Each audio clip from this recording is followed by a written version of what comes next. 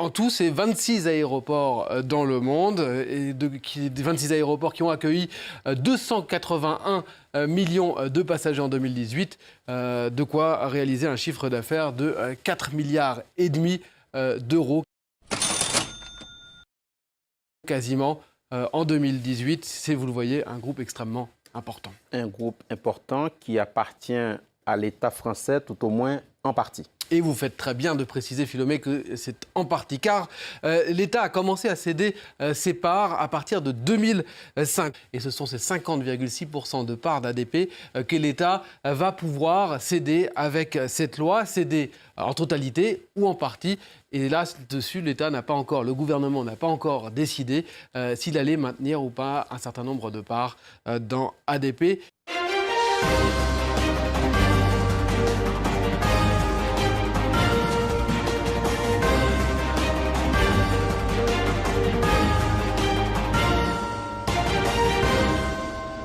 Tout ça est extrêmement grave, extrêmement triste. Quand vous pensez que des privatisations d'une aussi grande importance sont votées par moins de 5% des députés, et qui plus est comme ça par une nuit sans lune à 4 heures du matin ou 6 heures du matin, les Français qui constatent que les hémicycles sont totalement vides et que en fait on joue avec le pays, on joue avec notre économie, on joue avec notre droit, on joue avec les privatisations, on joue avec le patrimoine public, avec des gens qui ne représentent quasiment plus personne, moins de 5% des députés.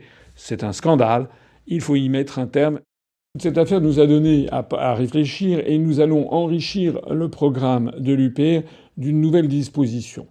Si un jour nous avons des députés à l'Assemblée nationale qui sont majoritaires, ils proposeront une loi, ou alors c'est notre gouvernement qui fera un projet de loi ou une proposition de loi organique qui permettra d'imposer que désormais une loi en France ne pourra plus être appliquée que s'il y a un quorum minimal de députés et de sénateurs présents dans les hémicycles. Et je pense, il faut y réfléchir encore, mais je pense que le quorum doit être de la moitié des parlementaires présents dans chacun des deux hémicycles. Ce qui signifie, puisqu'il y a par exemple 577 députés, qu'il faudrait obligatoirement qu'il y ait au moins la moitié des députés présents, c'est-à-dire 289 députés, une majorité des députés présents, qui soient présents dans l'hémicycle pour que la loi qui sera votée soit appliquée.